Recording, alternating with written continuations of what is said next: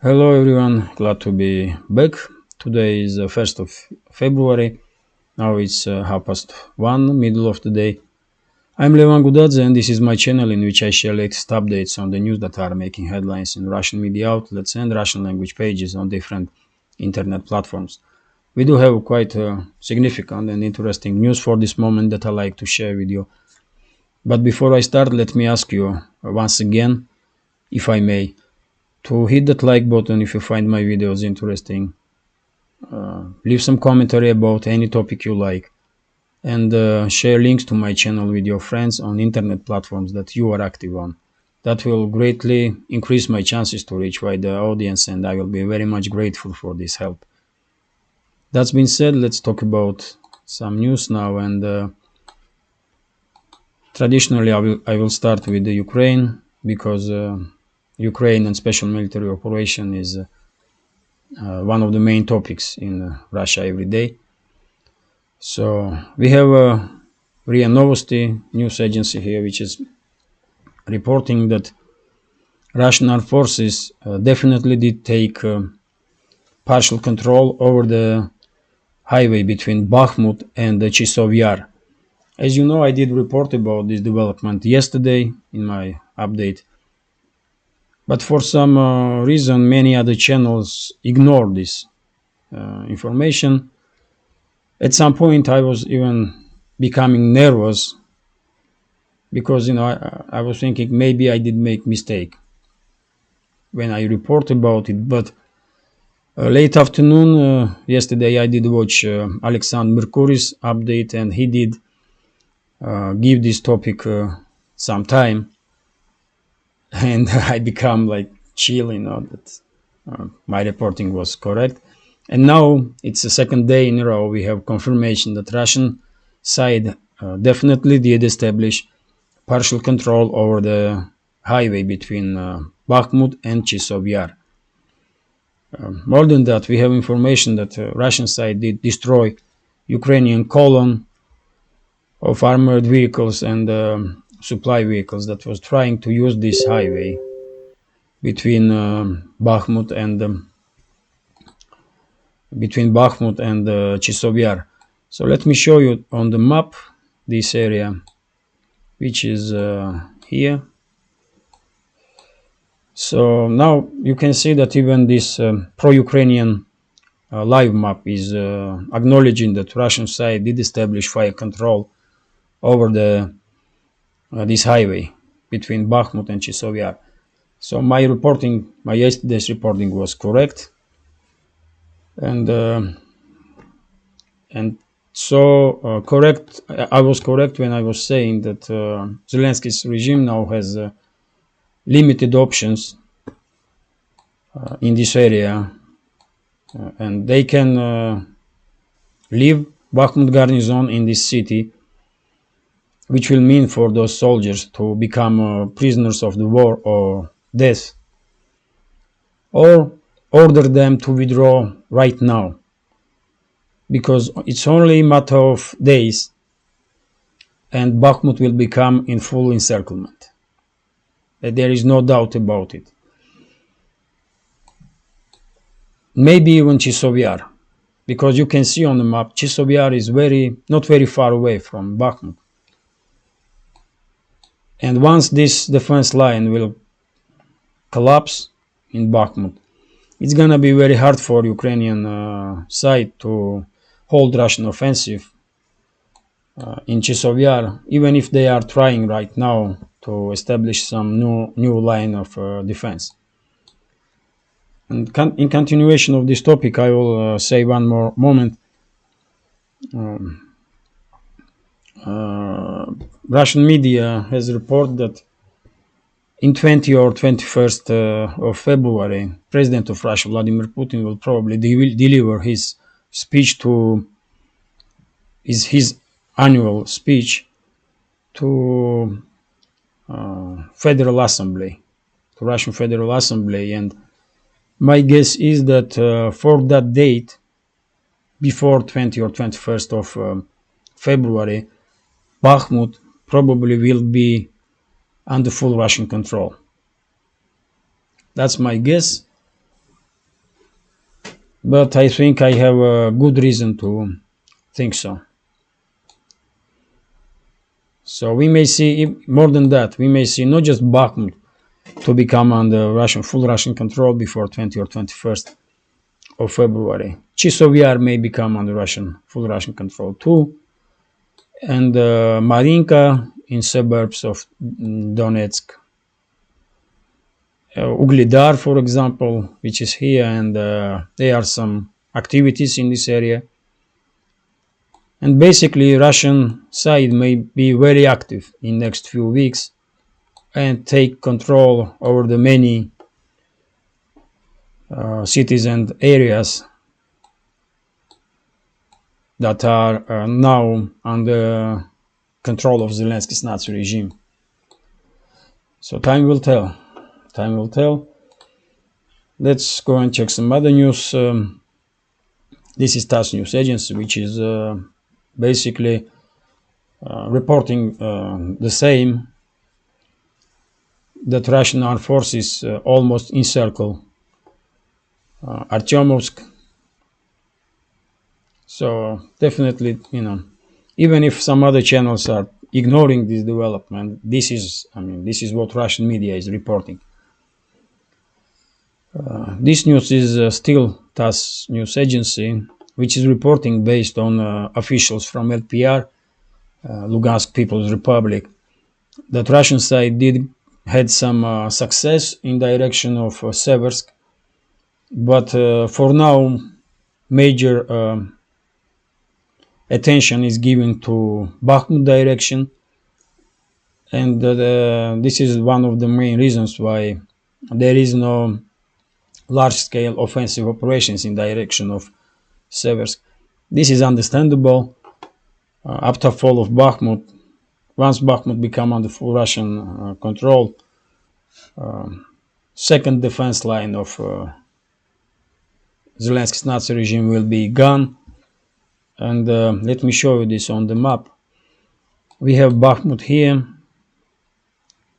This is Bakhmut. And once this city will become, and this area will become under full Russian control, you can see that next defense line, more or less capable defense line, is Kramatorsk, Slavyansk. And all military experts are saying that from three defense lines that Ukrainian side had in the beginning, this one, third one, Slavyansk, Kramatorsk, is the weakest one. And they will have no chance to hold Russian offensive for long. And after this defense line, basically, there is nothing there to stop Russian offensive until Dnipropetrovsk city. So it's going to be very interesting how will situation will develop in coming days and weeks. So let's see, let's see. Now, this is RIA Novosti is reporting a very sad news about shelling of monastery in Donetsk People's Republic by Zelensky's Nazi regime. Because, what kind of human you gonna be to shell monastery, man? Or religious establishment. What kind of human you gonna be to do so, man? And priest was killed during the shelling, and nun was wounded heavily. That's face of Zelensky's Nazi regime, indiscriminate shelling of civilians. This information is very significant, very significant.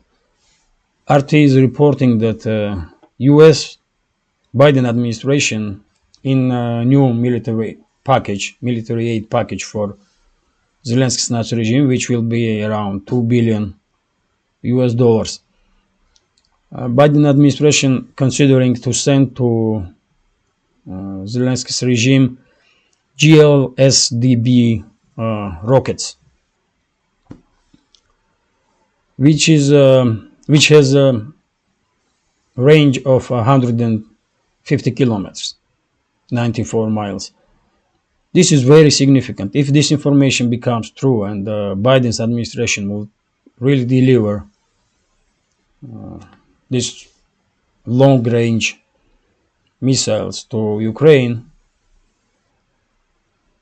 then Russian side will probably, will react really in a harsh manner. And this is one more step, as I was saying, man. Western elites, they have no brakes. And all the time, they are escalating all the time, kind of testing, where is the last red line for Moscow. And if I was president of Russia,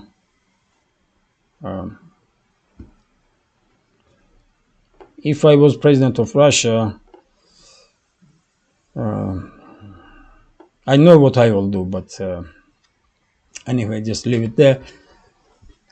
It seems like, Moscow may very soon find itself, official Moscow, very soon may find itself in a corner when they will see no other option other than use of tactical nuclear weapons. Because just look at it, man. They are sending tanks, now they are sending long-range missiles, and 150 kilometers. It's almost doubling range of those missiles that Zelensky's regime receiving from USA right now for HIMARS, multi-launch rocket systems. And these missiles can be launched from HIMARS too. And 150 kilometer range will allow Ukro-Nazis to shell deep inside Russian territory, to hit targets deep inside Russian territory, including Crimea. And how much is too much, Now I'm guessing at what point Moscow will find itself in a situation when they will just see no other option other than use of tactical nuclear weapons. Because it's heading this direction. It's just heading this direction, and even though more and more voices in the West are now openly opposing this constant escalation from Western states, it's not enough. It's not enough. Something must be done, and it should be done in the West, because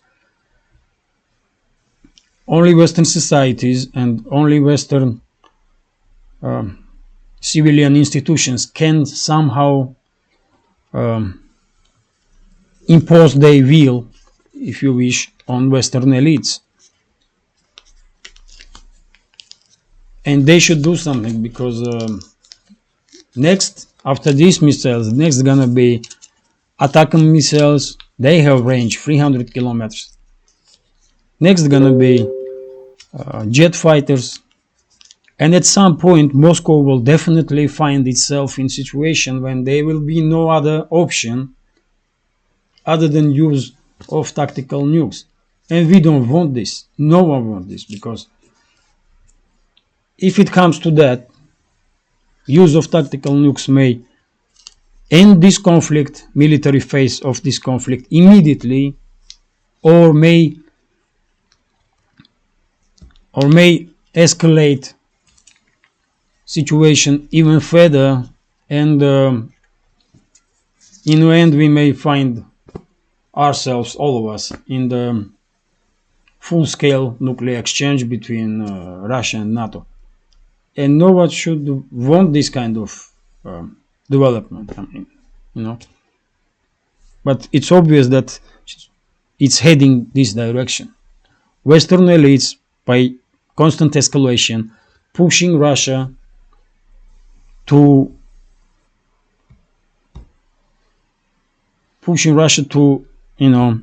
the corner, and this is dangerous, man.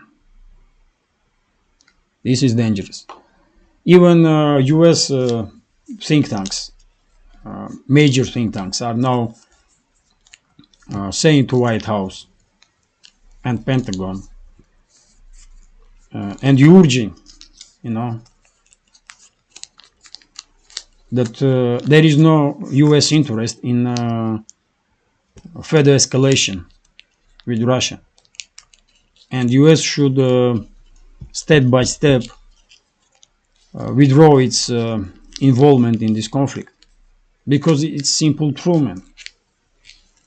Do we really want to see end of this world, man? I don't. You know. Let's see some other news. This is TASS news agency, which is reporting based on El País newspaper. This is Spanish newspaper, as I understand, that Madrid, Spain, will send 4 to 6 Leopard 2 tanks to Zelensky's Nazi regime, and they may even send some more, because Spain has 53 Leopard 2 tanks in stocks. They are not battle ready, and the last 10 years they are in somewhere in Zaragoza on the storage, and it will take something like 500,000 euros for each tank to become battle ready, and Madrid may send additional tanks to Zelensky's Nazi regime from this stock. Yet again, nothing surprising here, even though I have no idea why Spanish leadership is doing this. Why they are escalating relations with Russia? Because we will remember this, you know. We will don't forget what European states are doing. And maybe in 10 years, maybe in 20 years, or 50 years, we will pay back. Definitely. That's how it's gonna be. Or maybe even sooner than that. Let's continue. Here we have information that Polish leadership is finding hard to deliver F-16 fighter jets to Ukraine because of some logistical issues, because of time that it takes to train pilots for this plane. And basically, when I read this information, I was thinking that maybe Poland will, if Poland will send F-16s to Ukraine, they will be Polish pilots in these planes, or Poland may even enter this conflict officially now and formally allow Ukraine to use Polish airfields to operate with the F-16 fighter jets, which will mean that there will be no Ukrainian pilots in these planes, man. But Poland do have logistics for operate these planes. Poland has F-16s, as I understand, and it seems like Poland is preparing ground to enter this conflict, and they will say, you know what, Ukraine will use our fields, our maintenance crews, or our base of maintenance and logistics, but we will don't do anything. It's just Ukrainians. That's what they will say. But of course, everyone will know that this will be Polish citizens who will operate these planes and who will do some maintenance for them. And if this will happen, everyone should know in Poland that once official Warsaw will say or do anything like that, those airfields, those bases will become legitimate target for Russia. because they are entering war, and no one country from NATO will stand for Poland. No one country will fight against Russia for Poland. They may send some, I don't know, weapons, like they are sending some weapons to Ukraine, but they will definitely don't die for Poland.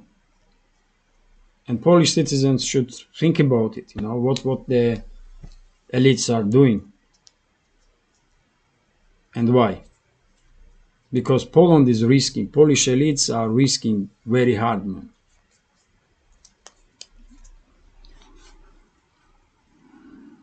It's sad to watch, but it is what it is.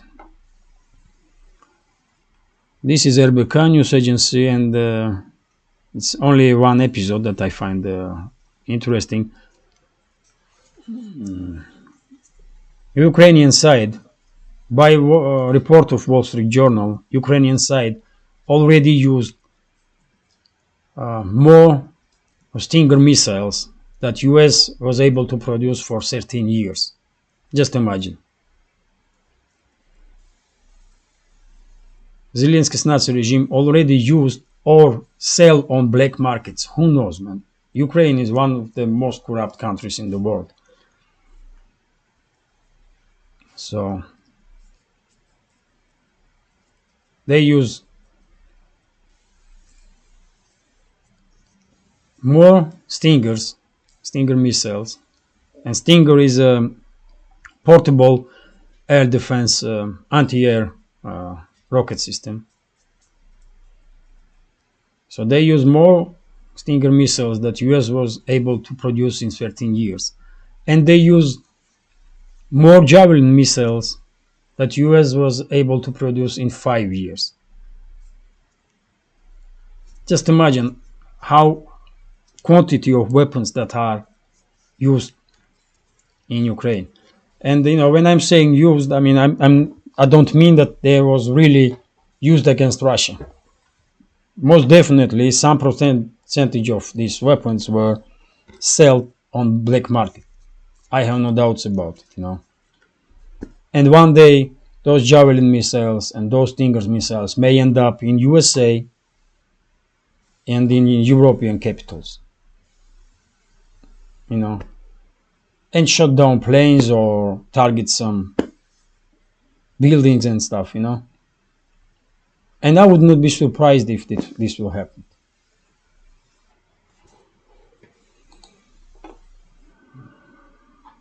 This is RIA Novosti. We have a statement from Prime Minister of Hungary, Viktor Orban, who said that he has some doubts that Ukraine will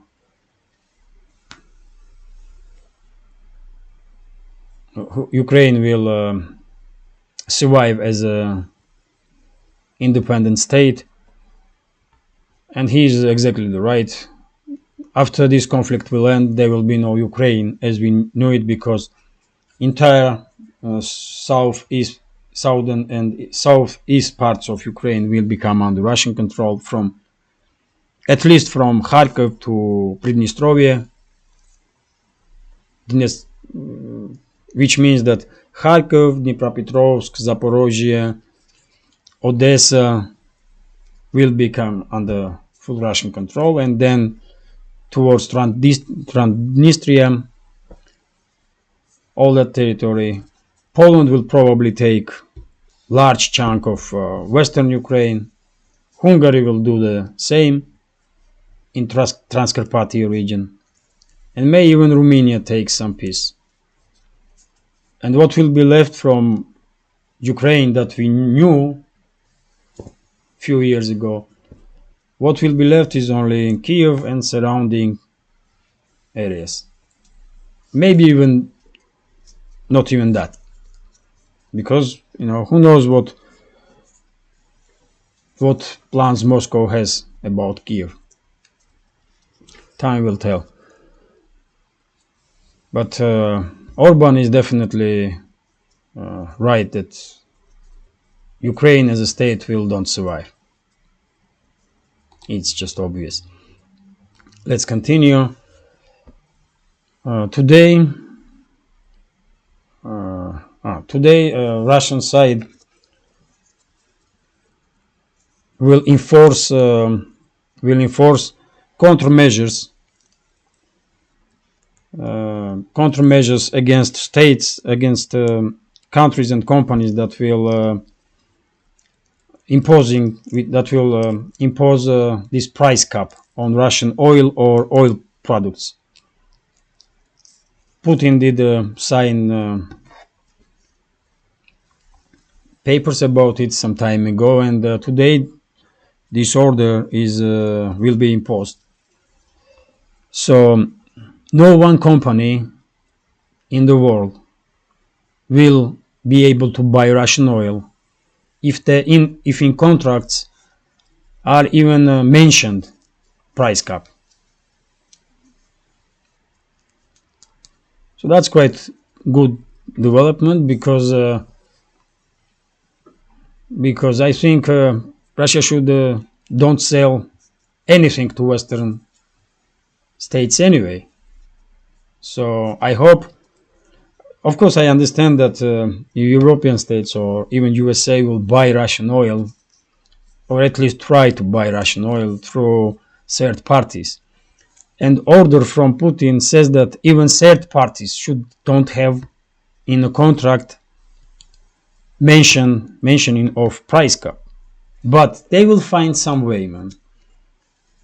They will find Europeans and even US companies will find some way to buy Russian oil, but they will pay very high price for it, and that's good too, I don't have a problem with it. But when it comes to official engagement, between the sides, I'm all for cutting down any economical ties with Europe and to minimize diplomatical relationships until before there will be some adequate people in Western elites, which will don't happen soon. This world is huge, man, and we don't really need Western world, man. We just don't. If they don't want to be friendly with us, and of course I'm talking about elites, man. I have no problem with ordinary humans, like they don't have problem with us, and I can read this in comment sections. But when it comes to relationships between states, I mean, it's elites that are deciding. They are not asking the people. So if they don't need us, then why should we care about relationships with them? Just cut it down, man. Just leave them, stay away from West, man. Because they are untrustworthy and they are dangerous. Just stay away from them, The world is big enough to isolate Western world. Just leave them alone. Just, and let them do whatever they want in boundaries of the borders.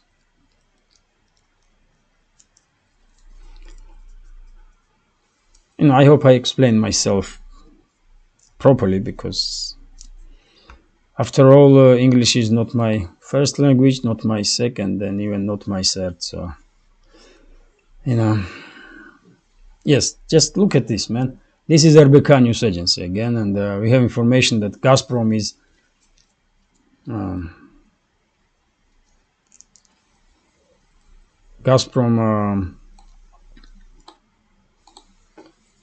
delivers more gas to increase it. Gazprom has increased gas deliveries through Ukraine. Is it normal, man? Up to 29.4 million cubic meters from 24.5. Is it normal that Russia is still paying Ukraine for transit of this gas and and same time Russia is supplying with energy European states that are sending weapons to Ukraine so that they will kill more Russians. I mean, is it normal though? It's not normal. It's not normal, man. Russia will survive without those euros and dollars that EU member states are paying for this gas, man. Russia will definitely survive. We don't need EU, man, in any shape or form. We just don't need this.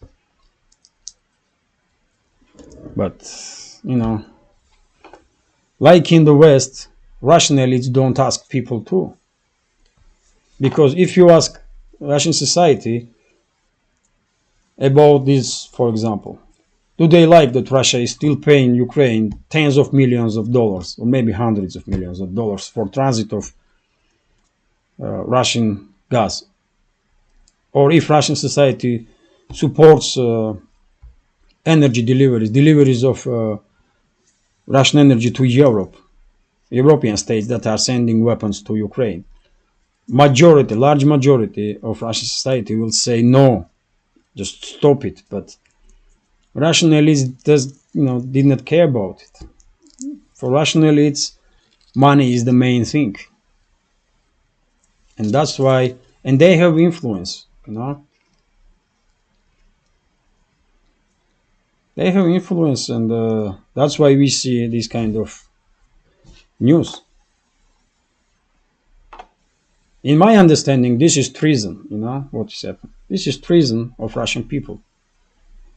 What Gazprom does, and what Russian officials are allowing this company to do. They're still delivering energy to states that are in war with us, for God's sake. This war is maybe not officially declared, but they are sending weapons to kill us, for God's sake. They may do some partial mobilization again, and they may take me on the front line, and I may be killed with those weapons, that Germany is sending to Ukrainian Nazis. So how I should feel about this, man? That Russian officials still, and Russian companies still giving energy to EU member states that are fucking killing us, man. It's crazy though. And let's, two more informations, and that's it. So we have information here that China's economical growth of will in demand, China's growth in oil demand will sustain crude price at $95 to $110 per barrel. Experts are saying, and great. I mean, this news is quite a good one for Russia, because China may increase daily import of crude oil up to more than 500,000 barrels a day. And as you know, major exporters of oil to China are Saudi Arabia and Russia. Saudi Arabia is number one at this point, as I understand, and Russia is second. So most of oil that China is getting coming from these two countries, Saudi Arabia and Russia. And any increase in Chinese demand is good for Saudi Arabia and Russia and other producers of oil, of course. So as I was saying just now, man, Russia don't need to have any damn.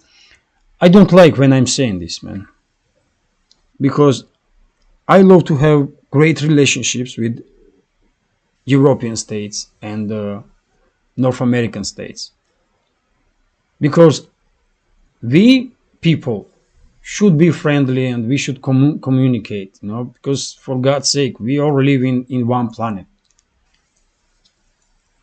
And we don't really have reasons to hate each other and to fight and do some crazy stuff like wars, man. But if Western elites escalating with Russia, and if Western elites openly are saying that they want to destroy Russia, then what other choice we have other than to stay away from this kind of Western world that are run by this kind of individuals that, pushing this world towards nuclear catastrophe.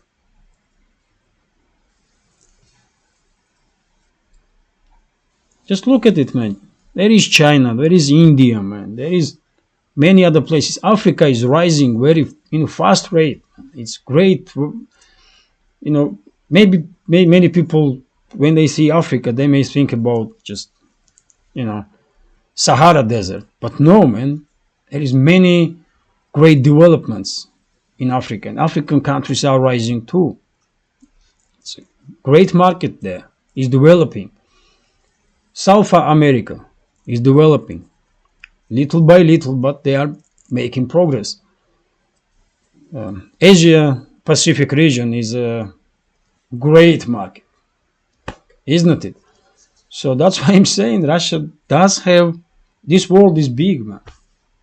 And Russia don't have any need to keep these relationships with the Western countries that are so hostile towards Russia.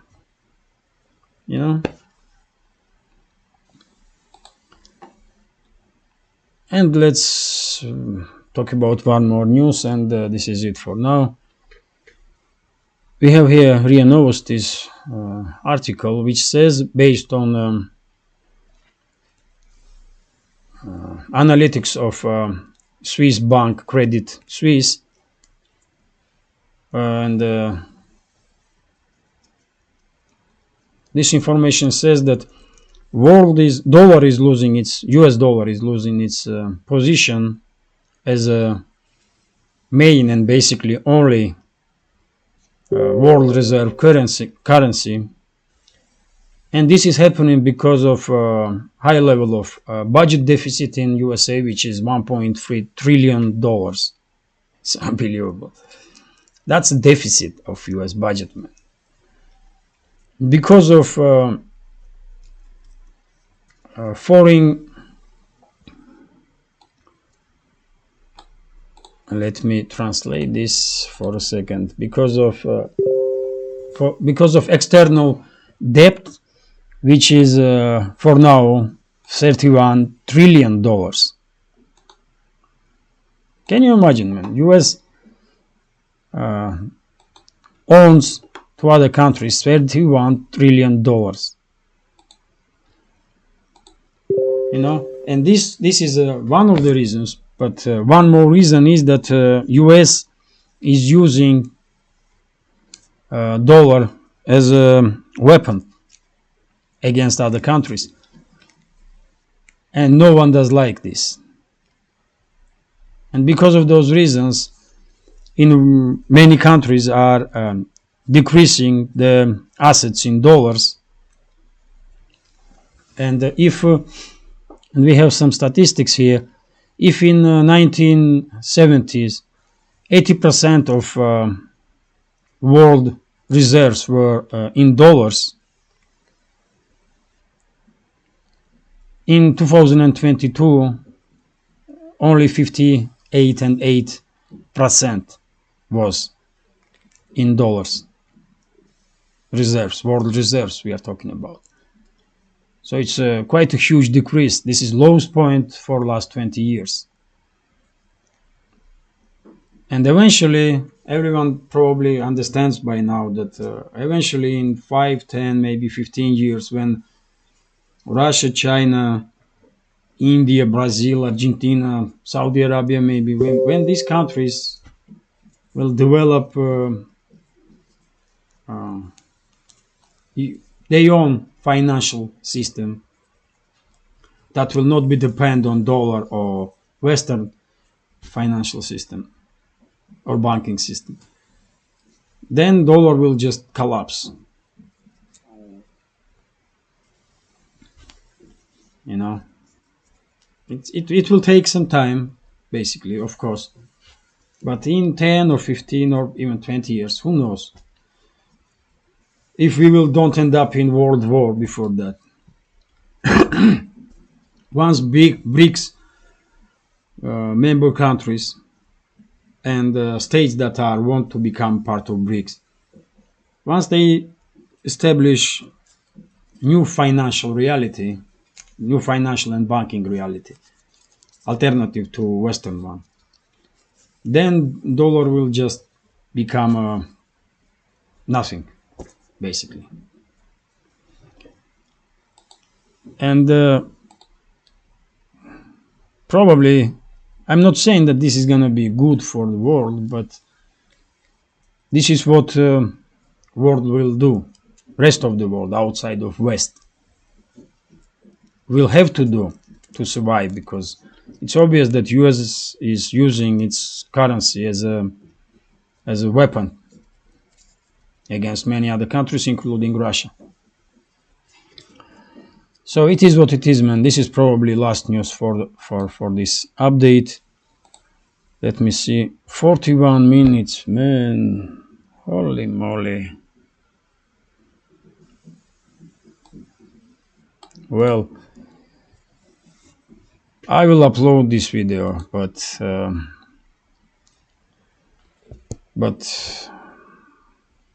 wow. Okay. Tomorrow I will probably make 2 videos, separate videos, because this is too long. I don't know if you did watch this video to the end. Thank you very much for your time. Thank you very much. This is it. This is it, my friends. Have a nice day. Thank you for your time and take care. See you soon.